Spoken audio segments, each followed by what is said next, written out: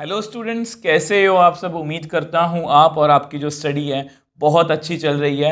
अब आज की वीडियो में हम प्रोबेबिलिटी के अंदर एक्सरसाइज 13.5 की एग्जांपल्स को डिस्कस करने वाले हैं। लास्ट वीडियो में हमने इसका बेसिक पार्ट डिस्कस किया था, मतलब हमने Bernoulli trials and binomial distribution के बारे में पढ़ा था। तो अगर आपने वो वीडियो देखी है ना, तो आपको आज की वीडियो में कोई भी दिक्कत नहीं आने वाली। आपको एक एक एग्जाम्पल और आगे जाके जब हम क्वेश्चंस करेंगे एक एक क्वेश्चन जो है वो अच्छे से क्लियर हो जाएगा। तो अगर मैं आपको ब्रीफिंग करना चाहूँ तो हमने सबसे पहले तो ये सीखा था, मैंने यहाँ पर लिखा नहीं है कि बाइनोमियल डिस्ट्रीब्यूशन हम कहाँ पर यूज़ करते हैं। तो उसकी कुछ कंडीशंस होती हैं जिसको हम बर्नौली ट्रायल बोलते हैं। ये 4 कंडीशंस हैं, ये फॉर्मूला। और अब ये फॉर्मूला डिराइव कैसे हुआ है और ये किस तरह से प्रोबेबिलिटी डिस्ट्रीब्यूशन निकालने में हमारी हेल्प करता है, ये सब कुछ मैंने आपको बेसिक्स वाली वीडियो में बताया था। और ये एक इंपॉर्टेंट टिप है कि कुछ क्वेश्चंस में बाइनोमियल डिस्ट्रीब्यूशन बोला होगा और कुछ क्वेश्चंस में वो जस्ट प्रोबेबिलिटी बोलेंगे कि कैलकुलेट करो। हमें खुद से देखना होगा कि हमें वहाँ पर बाइनोमियल डिस्ट्रीब्यूशन लगानी है या नहीं लगानी। ये सब कुछ आपको बेसिक्स वाली वीडियो में कवर हो जाएगा। इस वीडियो का लिंक आपको नीचे डिस्क्रिप्शन बॉक्स में एक प्लेलिस्ट मिल जाएगी, वहाँ पर जाके आप चेकआउट कर सकते हो।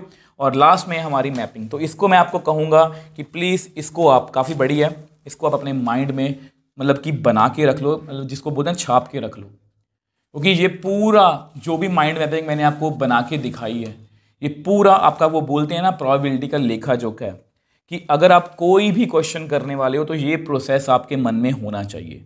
इसके बाद आपको कोई भी दिक्कत प्रोबेबिलिटी में तो नहीं आएगी। तो ऐसा करते हैं, एक पॉजिटिव मन से, एक अच्छे मन से आज की वीडियो को शुरू करते हैं। अब देखो, ये आपकी first example number 30th। 6 balls are drawn out successively from an urn containing 7 red 9 black balls।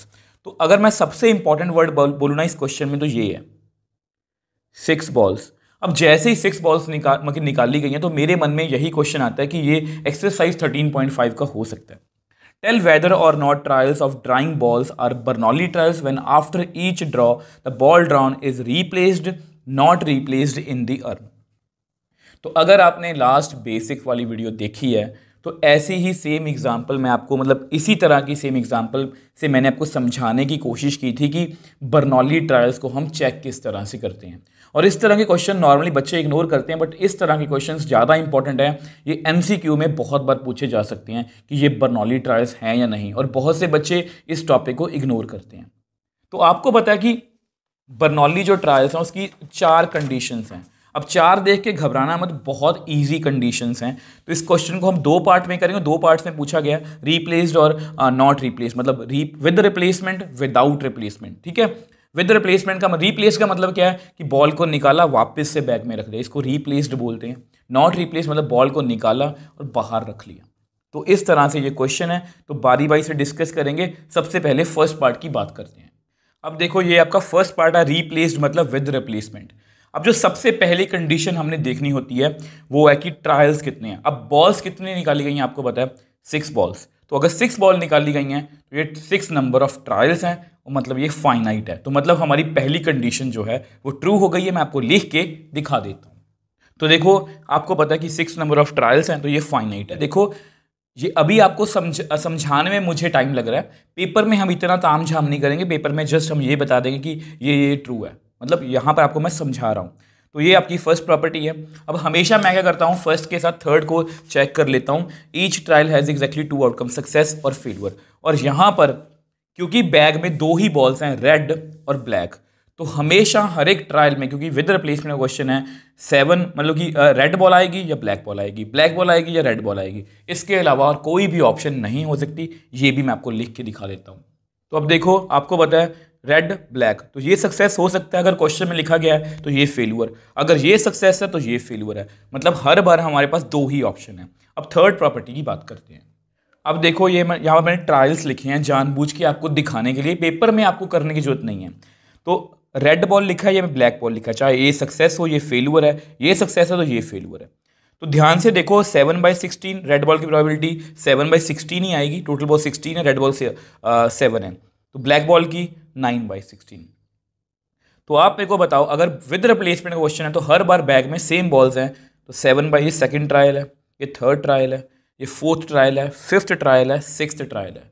कोई भी ट्रायल हो, हमेशा हमारी जो ट्रायल्स हैं वो एक दूसरे से इंडिपेंडेंट है। अगर मैं सीधा 5वें ट्रायल की बात करूं या मैं दूसरे ट्रायल की बात करूं, तो हमेशा मतलब कि 5वें ट्रायल को दूसरे ट्रायल के होने या ना होने से कोई भी फर्क नहीं पड़ रहा, क्योंकि हर बार बैग तो सेम ही है।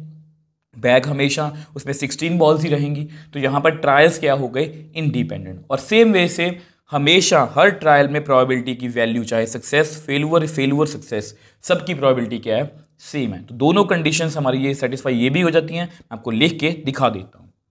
अब देखो, वही मैंने आपको लिख के दिखा दिया कि आर और बी की प्रोबेबिलिटी हमेशा हर ट्रायल में अनअफेक्टेड है, उसको एक दूसरे से कोई फर्क नहीं पड़ता। तो ट्रायल्स इंडिपेंडेंट है और हमेशा वैल्यू सेम है, तो हर एक ट्रायल में प्रोबेबिलिटी की वैल्यू हमेशा सेम रह रही है। मतलब ये चारों कंडीशन सेटिस्फाई हो गई हैं। तो ट्रायल्स क्या है, बर्नौली ट्रायल्स। तो ये आपको चेक करना आना चाहिए, इसे मैंने आपको डिटेल में समझाया। अगर कोई क्वेश्चन बाइनोमियल डिस्ट्रीब्यूशन का होगा तो हम इतना चेक नहीं करेंगे, हम जस्ट अपने मन में चेक करेंगे। बट यहाँ पर क्वेश्चन ही वही था कि बर्नौली ट्रायल में चेक करना है, तो इसलिए मैंने आपको डिटेल में समझाया।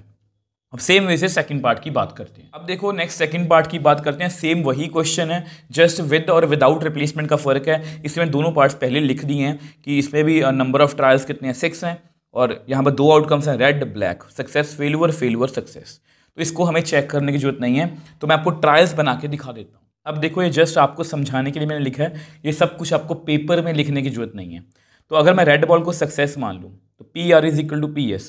तो पहले रेड बॉल की प्रोबेबिलिटी कितनी है आपको पता है, उसमें हमारे पास 7 रेड 9 ब्लैक बॉल्स हैं, ठीक है। तो टोटल कितनी है, 16। तो एक रेड बॉल जब मैंने निकाल ली तो यहाँ पर 6 रेड रहेगी, यहाँ पर 15 रहेगी। तो नेक्स्ट रेड बॉल की प्रोबेबिलिटी, सक्सेस की प्रोबेबिलिटी कितनी होगी, 6/15। तो हर बार इस तरह से एक एक बॉल कम होती जाएगी, क्योंकि ये विदाउट रिप्लेसमेंट का क्वेश्चन है। अगर सेम वे से अगर ब्लैक बॉल को मैं सक्सेस मान लूँ तो सेम यहाँ पर 9/16 है, नेक्स्ट टाइम क्या होगा 8/15 एंड सो ऑन। तो हर सिचुएशन में प्रोबेबिलिटी तो इफेक्टेड हो रही है, अलग अलग हो रही है प्रोबेबिलिटी, क्योंकि सेम नहीं है। और दूसरी बार हर एक प्रोबेबिलिटी, इसकी प्रोबेबिलिटी इसके ऊपर डिपेंड कर रही है, थर्ड की प्रोबेबिलिटी इन दोनों के ऊपर डिपेंड करेगी। तो मतलब ये जो कंडीशंस हैं यहाँ पर सॉल्व नहीं, मतलब कि ट्रू नहीं हो रही हैं, चाहे एक कंडीशन भी ट्रू ना हो, तो ये जो ट्रायल्स हैं, ये बर्नौली ट्रायल्स जो हैं वो नहीं है। आई होप ये क्वेश्चन आपको अच्छे से समझ में आया। सो नेक्स्ट एग्जाम्पल 31 की बात करते हैं। अच्छी एग्जाम्पल है ये। If a fair coin is tossed 10 times, find probability of exactly 6 heads, at least 6 heads, at most 6 heads. अब देखो, हमेशा की तरह हम इस तरह से सोचेंगे कि हम एग्जाम्स में बैठे हैं और हमारे सामने ये क्वेश्चन है। तो सबसे पहले आपके दिमाग में क्या होना चाहिए कि ये किस एक्सरसाइज का क्वेश्चन है। तो मुझे पता है कि अगर एक कॉइन को 10 टाइम्स टॉस किया जाता है तो उसमें आपको पता है 2 की पावर 10 नंबर ऑफ केसेस बनेंगे। मेरे हिसाब से अप्रॉक्सीमेटली मतलब 1024 केसेस बनेंगे। और इतने केस लिख पाना, उसको यहाँ पर आपको समझा पाना बहुत इम्पॉसिबल सी बात है। तो इस तरह के क्वेश्चन में हम देखो, यहाँ पर साफ साफ लिखा गया है। अब तो आपको पता है कि ये बाइनोमियल डिस्ट्रीब्यूशन का क्वेश्चन है। तो मैंने आपको वहीं पर बताया था कि पेपर में जरूरी नहीं है कि लिखा है कि बाइनोमियल डिस्ट्रीब्यूशन फाइंड करो, वहाँ पर प्रोबेबिलिटी भी आएगा।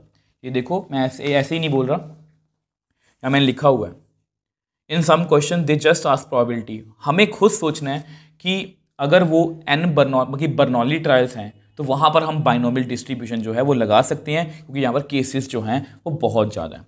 तो सबसे पहले देखो, इसको हम बार बार चेक तो नहीं करेंगे, पर वर्बली आपको चेक करना आना चाहिए। अब आपको पता है अगर हम कॉइन को टॉस करेंगे तो हेड आएगा या टेल आएगा, और इसमें 10 टाइम टॉस किया गया है, तो मतलब पहली कंडीशन भी सेटिस्फाई हो जाए कि ये फाइनाइट है, फाइनाइट ट्रायल्स हो रहे हैं। हेड और टेल आएगा, हर बार हेड की प्रोबेबिलिटी 1/2 रहेगी, हर बार टेल की प्रोबेबिलिटी 1/2 ही रहेगी। और किसी भी इवेंट का आपस में कोई लेना देना नहीं है, मतलब किसी भी ट्रायल का भी आपस में कुछ भी लेना देना नहीं है। तो ये सिचुएशन हमेशा क्या होगी, बर्नौली ट्रायल्स।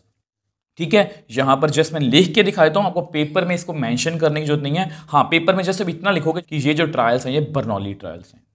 अब देखो, ये जस्ट मैंने आपके लिए लिखा है कि ये आपके मन में होना चाहिए।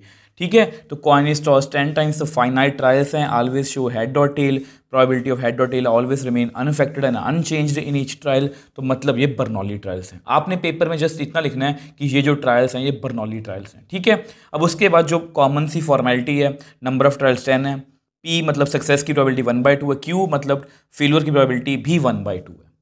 तो आपको पता अगर ये बाइनोमियल डिस्ट्रीब्यूशन है तो इसको मैं ऐसे लिख सकता हूँ, therefore probability x is equal to x. ठीक है, इसको मैं कैसे लिखूंगा, 10cx, आपको पता है ये आपका फॉर्मूला है। ठीक है, ये फॉर्मूला होता है ncx q की power n minus x p की पावर x। तो यहाँ पर भी सेम q की पावर 10 माइनस एक्स p की पावर x, वेयर x जो है वो 0 1 2 सो ऑन अप टू 10। थोड़ा सा सॉल्व करते हैं। अब यहाँ पर मैं आपको बहुत अच्छी चीज़ बताऊंगा, आपकी एनसीईआरटी में भी इसको ऐसे ही किया गया है। तो q की वैल्यू है 1/2 10 माइनस एक्स, पी की वैल्यू 1/2 एक्स। तो जब भी आपको ऐसा लगे कि प्रोबेबिलिटी फेल्यूर और सक्सेस की सेम है तो इसको आप कंबाइन करने की कोशिश करना। कंबाइन करने से मेरा मतलब ये है, इससे आपका कैलकुलेशन का टाइम बहुत बचेगा। अब बेस सेम है तो पावर्स को मैं ऐड कर सकता हूँ, मतलब 10 माइनस एक्स प्लस एक्स। अब जैसे ही इसको मैंने ऐड किया तो ये आपस में कैंसिल आउट हो जाएगा। तो मेरे पास सिर्फ इतना आंसर रह जाएगा 1/2 की पावर 10। मतलब हमें जस्ट यहाँ पर वैल्यू फिल करनी है, यहाँ पर बार बार नहीं करेंगे। आपको पता है जब भी हम प्रोबेबिलिटी निकालेंगे, मैं से आपको बताने की कोशिश करता हूँ। पहला पार्ट मैं यहाँ पर आपको लिख के दिखा देता हूँ। अब देखो, आपको पता है एग्जैक्टली 6 हेड्स। आप इसी बात से अंदाजा लगा सकते हो कि अगर हमें 6 हेड्स पूछ लिए, अगर 6 हेड्स की बात करें 1 2 3 4 5 6 7 8 9 10, तो ये आपका एक पॉइंट है। और अगर मैं इनके अरेंजमेंट्स की बात करूं तो 10 है ऊपर। ठीक है, तो 10 फैक्टोरियल बाय 6 फैक्टोरियल 4 फैक्टोरियल, मतलब इतनी बार रिपीट हो रहा है ना, तो बहुत नंबर ऑफ केसेस बनेंगे। ठीक है, तो अब यहाँ पर इसको ऐसे सॉल्व करेंगे तो हम सभी केसेस लिखने से बच जाएंगे। वो कैसे बचेंगे देखो, अब यहाँ पर मुझे आपको बात समझानी है। अगर मुझे देखो ध्यान से x की जगह पर मुझे 6 फिल करना है तो मैं यहाँ पर भी 6 फिल करूँगा, यहाँ पर भी। अब यहाँ पर हमें ज़रूरत नहीं है, हम सिर्फ एक जगह पर 10c6 1/2 की पावर 10 बस यहीं पर फिल करेंगे। इसको थोड़ा सा सॉल्व करते हैं। 10 फैक्टोरियल, ये मैंने आपको बताया हुआ है कि ncx की value n factorial x factorial n minus x factorial. तो 10 माइनस 6 फैक्टोरियल 6 फैक्टोरियल 1/2 की पावर 10। थोड़ा सा सॉल्व करते हैं। ठीक है, तो कैलकुलेशन पार्ट ही रह गया। तो देख लो कितना इजीली सॉल्व कर लिया। तो 10 फैक्टोरियल 4 फैक्टोरियल 6 फैक्टोरियल। अब 1/2 की पावर 10, तो 2 की पावर 10 कितनी होगी, 1024।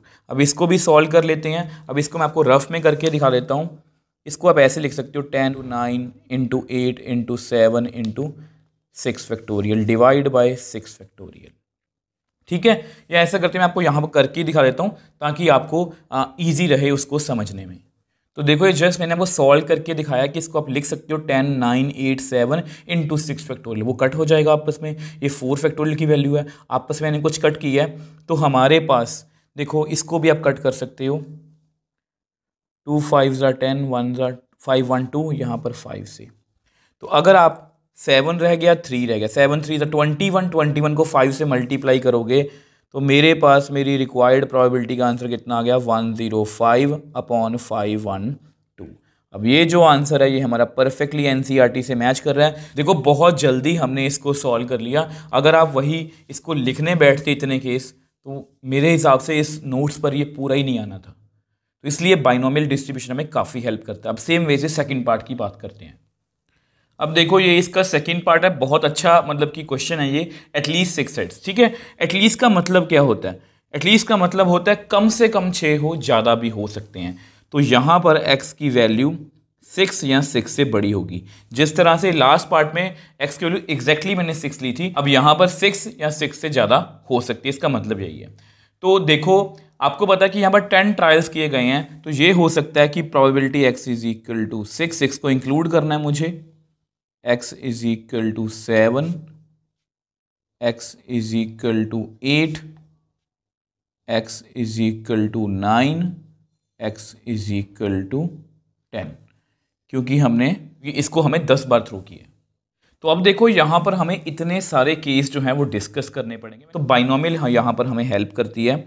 और आपको पता है x greater than equal to 6। ठीक है, तो x इज इक्वल टू 6। अब आपको पता है कि इसको हमने सॉल्व करके कुछ ऐसा लिख लिया था, ये हमारी काफ़ी हेल्प करने वाला है। तो 10c6 1/2 की पावर 10, मतलब 6 को मैंने x के ऊपर 6 लिख दिया। अब 7 लिखूंगा, फिर 8, फिर 9, फिर 10। तो लिखते हैं इसको। तो यहाँ पर लिखेंगे 10c7 1/2 की पावर 10, 10c8 1/2 की पावर 10, 10c9 1/2 की पावर 10, 10c10 1/2 की पावर 10। तो कैलकुलेशन करनी है। अब कैलकुलेशन जो है किसी भी तरीके से कर सकते हो। मैं आपको ये सजेस्ट करूँगा कि 1/2 की पावर 10 को कॉमन निकाल लूँ, ठीक है।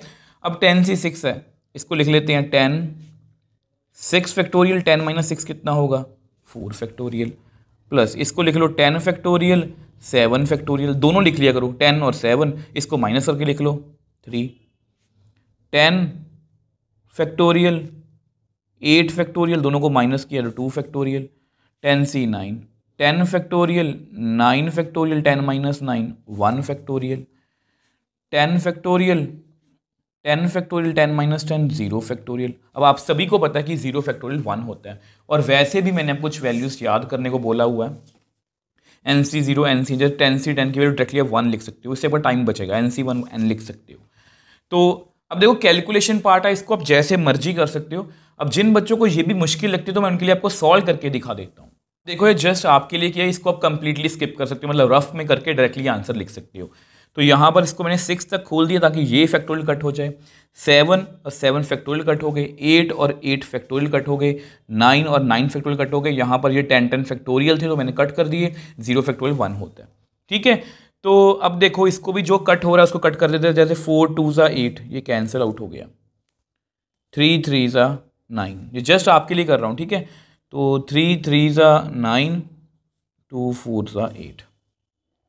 कैलकुलेशन पार्ट है, जिस तरह से मर्जी कर लेना, और कुछ नहीं है। तो इसको यहाँ पर मैंने इसको भी सॉल्व कर लिया, इस 1024 है, 30 को 7 से किया 210, 3 4 12, तो यहाँ पर 120, 5 9 ज़ा 45, 10 और 1, इतना रह गया।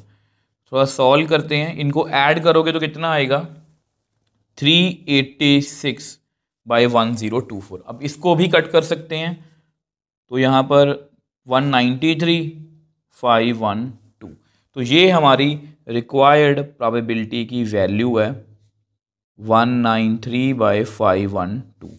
तो इस तरह से हमने इसको भी बाइनोमियल डिस्ट्रीब्यूशन से बहुत ईजिली सॉल्व कर लिया। ये कैलकुलेशन मुश्किल नहीं है अगर आप इसको प्रोबेबिलिटी डिस्ट्रीब्यूशन की कैलकुलेशन से कंपेयर करोगे। अगर हमें इतने इतने, मतलब कि ये सोच के देखो, यहाँ पर हमें बेसिकली इतने इतने केसेस जो हैं इनके लिखने पड़ते अगर हम इसको प्रोबेबिलिटी डिस्ट्रीब्यूशन से करते। अब सेम वे से इसका थर्ड पार्ट करते हैं। अब देखो आपका ये थर्ड केस है, एटमोस्ट 6 हेड्स। देखो ये भी बहुत अच्छा क्वेश्चन है, और यहाँ से ना मैं आपको एक बात बताना चाहता हूँ। पहले मैं आपको यहाँ पर बताने वाला था, बट जो नेक्स्ट एग्जाम्पल है ना उसमें मैं आपको बहुत अच्छे से एक्सप्लेन कर पाऊंगा, यहाँ पर कंफ्यूजन हो जाएगी आपको। तो एटमोस्ट 6 हेड का मतलब क्या होता है कि ज़्यादा से ज़्यादा 6 हों, कम जितने मर्जी, मतलब x की वैल्यू जो है वो लेस देन इक्वल टू 6 आएगी। मतलब 6 भी हो सकती है, 5 भी हो सकती है, 4 भी हो सकती है, 3 भी हो सकती है, 2 भी हो सकती है, 1 भी हो सकती है, और 0 भी हो सकती है। तो इतने सारे केसेस हम डिस्कस करेंगे यहाँ पर। तो आपको पता है, ऐसा करते हैं, मैं आपको पहले मतलब कि ये सॉल्व करते हैं थोड़ा सा, x less than equal to 6। अब आपको पता ही है कि हमारी जो वैल्यू है वो कुछ इस तरह से थी, 10c, यहाँ पर 6 फिल करेंगे, फिर 5, फिर 4 3 2 1 0। तो ऐसा करते मैं आपको फिल करके दिखा देता हूँ।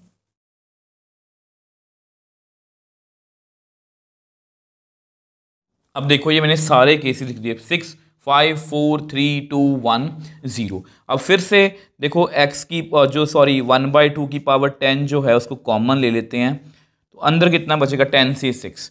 तो ये आपको लिखना आता है 10 फैक्टोरियल 6 फैक्टोरियल 4 फैक्टोरियल। ये कंप्लीटली आप स्किप कर सकते हो, मैं जस्ट आपको मतलब कि थोड़ा सा ये आदत बन जाएगी लिखने की, इसलिए दोबारा दोबारा से करवा रहा हूँ। तो 10 4 factorial 6 factorial, 10c3 10 factorial 3 factorial 7 factorial, 10c2 10 factorial, 2 factorial, 8 factorial, 10C1 10, 9 factorial, 1 factorial, ठीक है, और 10C0 10 फैक्टोरियल, 0 फैक्टोरियल, 10 फैक्टोरियल। तो इस तरह से आप जो है वो कर सकते हो। वैसे इसकी जो वैल्यू है ये आपको याद होनी चाहिए कि 10C0 किस तरह से काम करता है। तो इसकी वैल्यू 1 है और इसकी वैल्यू 10 आएगी। बट वैसे ही मैंने एक मतलब कि फ्लो सा या ये कह रहा हूँ कि सीक्वेंस बनाने के लिए, एक सिमेट्री बनाने के लिए आपको सॉल्व करके दिखा दिया। अब इनकी वैल्यूज़ भी मैं आपको कैलकुलेट करके डायरेक्टली दिखा देता हूँ। तो अब देखो, ये जस्ट आपको मैंने सॉल्व करके दिखाया है, इसको आप कंप्लीटली स्किप कर सकते हो। तो ये 6 और 6 गए, 5 और 5 फैक्टोरियल गए, 6 फैक्टोरियल 6 फैक्टोरियल, 7 और 7, 8 और 8, 9 और 9, यहाँ पर ये पहले ही कट हो गए हैं। तो और कुछ जो कट हो रहा है उसको भी कट करते हैं। जैसे 2 4 ज़ा, ये 4 से 4 गया, 3 3 ज़ा 9, यहाँ पर भी 5 2 ज़ा 10, 4 2 ज़ा 8, 2 को 2 से कट कर दो, 3 3 ज़ा 9, ठीक है। सेम वे से यहाँ पर भी 2 4 ज़ा 8, 4 को 4 से कट कर दो, 3 3 ज़ा 9, तो 3 3 ज़ा 9, 2 4 ज़ा 8, तो 2 5 ज़ा 10, तो ये 10 ही रह गया। अब देखो यहाँ पर कितना रह गया, 30, इसको इससे करेंगे तो वही 2 1 0, 3 7 21 को 10 से किया 2 1 0, यहाँ पर भी करते हैं तो यहाँ पर कितना रह गया 252, यहाँ पर 7 3 21, 2 1 0, 3 4 ज़ा 12, 12 को करेंगे 10 से तो 120, 5 9 ज़ा 45 प्लस 10 प्लस 1। अब इनको हम ऐड कर लेते हैं, हमारे पास आएगा 848/1024। इसको कट कर लेते हैं तो हमारे पास आएगा 424512, और भी कट हो रहा है तो ये वैसे 4 के टेबल कट करते हैं, 4 1 ज़ा 4, 0 4 6 ज़ा 24, 1 ज़ा 4। अब सेम वे से इसको और कट करते हैं तो 2 5 ज़ा 10, 2 3 ज़ा 6, 2 6 ज़ा, तो यहाँ पर हमारे पास हमारा फाइनल आंसर आ गया कि प्रोबेबिलिटी एट मोस्ट 6 हेड्स की कितनी आएगी, 53/64। तो इस तरह से हमने इस क्वेश्चन को बहुत ईजिली सॉल्व कर लिया। ये कैलकुलेशन जो आपको देखने में मुश्किल लग सकती है बट एक्चुअल में ये बहुत ईजी है, ठीक है। तो ये जो क्वेश्चन है यहाँ से भी हमने कुछ सीखा है कि एटलीस्ट एट मोस्ट को किस तरह से सॉल्व करते हैं। अब जो नेक्स्ट एग्जाम्पल है वो काफ़ी अच्छी है, उसमें एक आपको काफ़ी अच्छा कंसेप्ट सीखने को मिलेगा। तो इस एक्सरसाइज की लास्ट एग्जाम्पल की बात करते हैं, बहुत अच्छी एग्जाम्पल है। अब देखो ये जो एग्जाम्पल है ना, बेसिकली इसमें आपको एक बहुत अच्छी चीज़ सीखने को मिलेगी।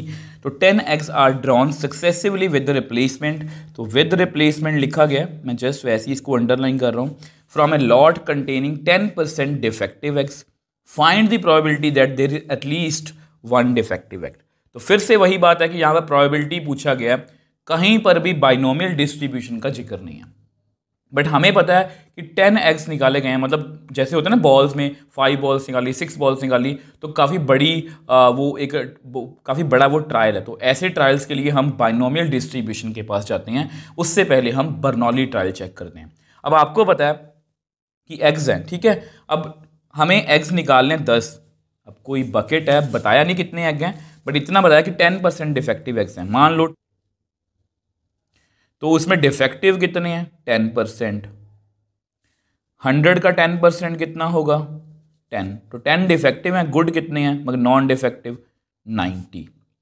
तो उसमें से हम एक बकेट में से 10 एग्स बाहर निकालने हैं, ठीक है। विद रिप्लेसमेंट का क्वेश्चन है, find the probability there is at least 1 defective egg. तो ये तो बाद की बात है, पहले बर्नौली ट्रायल की बात करते हैं। यहाँ पर कितने ट्रायल हो रहे हैं, 10, मतलब फाइनाइट है, आपको पता है बर्नौली ट्रायल में हमारी ये कंडीशंस हैं।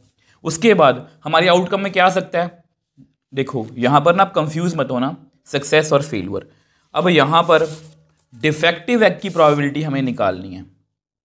डिफेक्टिव एग का मतलब क्या है, सक्सेस, और गुड का मतलब क्या है, फेलियर। देखने में थोड़ा सा आपको अजीब लग सकता है बट यहाँ पर जिसकी प्रोबेबिलिटी में पूछी जाती है उसको हम सक्सेस मानते हैं। तो यहाँ तो डिफेक्टिव एग आएगा, यहाँ गुड आएगा, मतलब यहाँ पर 2 ही ऑप्शन है और कोई ऑप्शन तो नहीं है। The trial should be independent. क्योंकि विद रिप्लेसमेंट का क्वेश्चन है तो आपको पता है जब भी हम एग निकालेंगे उसको वापस से बीच में रख देंगे तो हर बार डिफेक्टिव एग आने की प्रोबेबिलिटी सेम रहेगी और एक दूसरे पर इसका कोई भी इफेक्ट नहीं है, मतलब चारों कंडीशन सेटिस्फाइड है, मतलब ये बर्नौली ट्रायल्स है। अब जस्ट मैं आपके नोट्स के लिए लिख देता हूँ। अब देखो ये फॉर्मेलिटी जस्ट आपके लिए की है, आपने जस्ट वहाँ पर यही लिखना है कि ये जो ट्रायल्स हैं ये बर्नौली ट्रायल्स हैं। ये जस्ट मैंने आपके लिए लिखा है कि आपके ये मन में सब कैलकुलेशन चलनी चाहिए, क्योंकि उसी के बाद आप बाइनोमियल डिस्ट्रीब्यूशन की तरफ जा सकते हो। अब देखो यहाँ पर एग्स के बारे में कुछ नहीं बताया कितने एग्स हैं, जो वो भी फॉर्मेलिटी है वो मैं आपको करके दिखा देता हूँ। देखो ये जस्ट मैंने आपको फॉर्मेलिटी करके दिखाई है। इसको आप वैसे भी कर सकते हो कि 10/100 डिफेक्टिव हैं तो 1/10 डिफेक्टिव हो गए, 9/10 गुड हो गए, तो मैंने वैसे ही आपको करके दिखा दिया। तो देखो 10% डिफेक्टिव है तो टोटल एग्स 100 है तो 10 डिफेक्टिव एग्स हैं, 90 क्या है गुड है, जस्ट आपको समझाने के लिए। अब आपको पता है number of trials, number of trials मतलब n की वैल्यू कितनी है यहाँ पर 10। अब p मतलब देखो यहाँ पर आपको थोड़ा सा अजीब लगेगा, इसको हम मतलब कि क्या मानेंगे, p मतलब सक्सेस होता है, जिसकी प्रोबेबिलिटी पूछी गई होती है वो सक्सेस है। तो प्रोबेबिलिटी ऑफ डिफेक्टिव एग, और वो आपको पता है कितनी है 10/100, क्योंकि 10 डिफेक्टिव है टोटल 100 है, तो कितनी आ गई 1/10। आल्सो Q मतलब प्रोबेबिलिटी ऑफ गुड एग, इसको आप 1 माइनस करके भी कर सकते हो 90/100, तो यहाँ पर इसकी वैल्यू कितनी आ गई, यहाँ पर इसकी वैल्यू कितनी आ गई 9/10। अब आपको पता कि प्रोबेबिलिटी डिस्ट्रीब्यूशन मतलब बाइनोमियल डिस्ट्रीब्यूशन लगानी है, उसका फॉर्मूला क्या है NCX Q की power n minus x P की पावर x, तो which implies probability x is equal to x, यहाँ पर लिखेंगे हम 10CX, Q कितना है, Q कितना है 9/10, मतलब 10 माइनस एक्स, P कितना है 1/10 की पावर x। पिछले क्वेश्चन में क्या था कि ये दोनों सेम थे तो मैंने कंबाइन कर दिया था, अब यहाँ पर ऐसा कुछ नहीं है, ठीक है। अब देखो इसको ना मैं आपको नेक्स्ट पेज पे एक्सप्लेन करता हूँ, बहुत अच्छी बात हम सीखने वाले हैं। अब देखो हम यहाँ पर थे ना, तो इसकी प्रोबेबिलिटी में फाइंड करनी है एटलीस्ट 1 डिफेक्टिव एग। इसका मतलब क्या है कि कम से कम एक डिफेक्टिव एग होना चाहिए, उससे ज़्यादा भी हो सकते हैं। अगर इसको मैं लिखना चाहूँ प्रोबेबिलिटी की लैंग्वेज में तो ऐसे लिखूँगा, और अगर आप NCERT में देखोगे तो इसको कैसे लिखा गया मैं आपको वो समझाने की कोशिश कर रहा हूँ।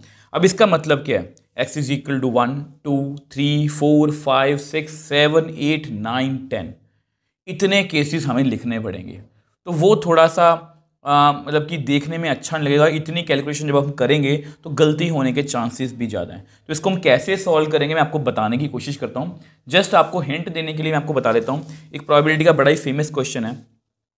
A ने प्रॉब्लम सॉल्व की 1/2 से, B ने प्रॉब्लम सॉल्व करता है 2/3 से, C प्रॉब्लम सॉल्व करता है 3/4 से। अब A नहीं करने की प्रोबेबिलिटी 1/2 है, इसकी 1/3 है, नहीं करने की 1/4 है, तो प्रोबेबिलिटी पता करनी है at least one of them will solve problem. ये क्वेश्चन वैसे आपको क्लास 12th में भी आ सकता है। इसका मतलब क्या है कि कम से कम एक जना प्रॉब्लम सॉल्व कर दे। ये भी हो सकता है कि A सॉल्व कर दे B और C ना करे, B सॉल्व कर दे A और C ना करे, C कर दे A और B ना करे, A और B कर दे C ना करे, बहुत सारे केसेस हैं। तो आपको याद होगा, इसको हम ऐसे करते हैं 1 माइनस ना A ने की, ना B ने की, ना C ने की, मतलब अगर इसको माइनस कर देंगे तो वो सारे केसेस आ जाएंगे जहां पर किसी ना किसी ने प्रॉब्लम सॉल्व की होगी। अब ऐसा क्यों होता है वो मैं आपको यहां पर बताने की कोशिश करूंगा, ये क्वेश्चन का पार्ट नहीं है, जस्ट आपके नोट्स के लिए। अब देखो ये मैंने आपको समझाने की कोशिश की है कि x इज, देखो आपको इतना पता है कि जितने भी प्रोबेबिलिटी डिस्ट्रीब्यूशंस होती हैं सबका सम कितना होता है 1, ये हमने 13.4 में सीखा है। तो 0 1 2 3 4 5 6 7 8 9 10, तो सबकी प्रोबेबिलिटी कितनी होगी, सम कितना होगा 1। तो हमें ये वैल्यू चाहिए x से 1 या 1 से बड़ी, 1 2 3 4 5 6 7 8 9 10। अगर मैं इस 0 को उधर ले जाऊँ 1 minus P x is equal to 0, तो ये लेफ्ट हैंड साइड है, ये राइट हैंड साइड है। तो अगर सिर्फ मैं इसकी वैल्यू निकाल लूँ तो इसकी सारे की वैल्यू आ जाएगी। आप खुद सोच के देखो, अगर मैं ये सारे केस यहाँ पर लिखने बैठूंगा तो सुबह लिखने बैठेंगे शाम हो जाएगी हमें, तो बहुत ज़्यादा केस हैं। तो प्रैक्टिकल बात यही है कि हम इसकी वैल्यू कैलकुलेट कर लें, क्योंकि इसकी वैल्यू इसके इक्वल है। तो इसलिए मैंने x greater than equal to 1 को 1 minus P x is equal to 0 लिखा है। तो ये ऐसा स्टेप है जो बहुत सारे क्वेश्चंस में आपको हेल्प करेगा, और हम अपनी कन्वीनियंट के हिसाब से इसको यूज़ करेंगे। जहाँ पर ज़्यादा केस, मतलब जहाँ पर हमें लगेगा कि कम केसेस हमें सॉल्व करने पड़ रहे हैं, हम उसको 1 में से माइनस करके लिख सकते हैं। तो इसलिए NCERT ने इसको ऐसे लिखा है, इसकी वैल्यू है 1 minus P x is equal to 0, और ये हमें कैलकुलेट करना बहुत इजी है। हमें सिर्फ एक ही केस सॉल्व करना है। इसमें वैल्यू फिल कर दो 10C0, 9/10 की पावर 10 माइनस 0, 1/10 की पावर 0। तो 1 माइनस, अब 10 फैक्टोरियल, 10 फैक्टोरियल, 0 फैक्टोरियल, 9/10 की पावर 10, अब 1/10 की पावर 0 कितनी होगी 1। अब यहाँ पर ये कट हो रहा है हमारे पास, तो मेरे पास इसमें कैलकुलेशन बहुत बड़ी है, तो मेरे पास मतलब इतना रह गया 9/10 की पावर 10। तो विच एम्प्लाइज, हमारे पास हमारा फाइनल आंसर आ गया कि एटलीस्ट 1 डिफेक्टिव एरर की प्रोबेबिलिटी कितनी है 1 माइनस 9/10 की पावर 10। तो देख लो, ये कैलकुलेशन बहुत बड़ी हो जाएगी, इसलिए सॉल्व नहीं किया। मैं भी इसको ऐसे ही छोड़ रहा हूँ, इसको सॉल्व करना जरूरी भी नहीं है जब बहुत बड़ी पावर हो। बट यहाँ पर देखो क्वेश्चन में हमें ये क्वेश्चन बहुत अच्छा था। सबसे पहले देखो हमने क्या किया, सबसे पहले आप हमेशा पहचानोगे कि अच्छा यार ट्रायल्स बहुत ज़्यादा है, मतलब बाइनोमियल से करेंगे। अगर बाइनोमियल से करना है तो आपको याद आना चाहिए कि सर यहाँ पर तो बर्नौली ट्रायल चेक करनी पड़ेगी, तो वो चेक कर लो। सक्सेस है, फेल्यूर, 2 ही केस आने चाहिए, फाइनाइट नंबर ऑफ ट्रायल्स होने चाहिए, इंडिपेंडेंट होनी चाहिए, और सबकी वैल्यू मतलब प्रोबेबिलिटी की वैल्यू हर एक ट्रायल में सेम रहनी चाहिए। तो जैसे ही चेक किया मन में, हमें पता ये फॉर्मूला लगा दिया।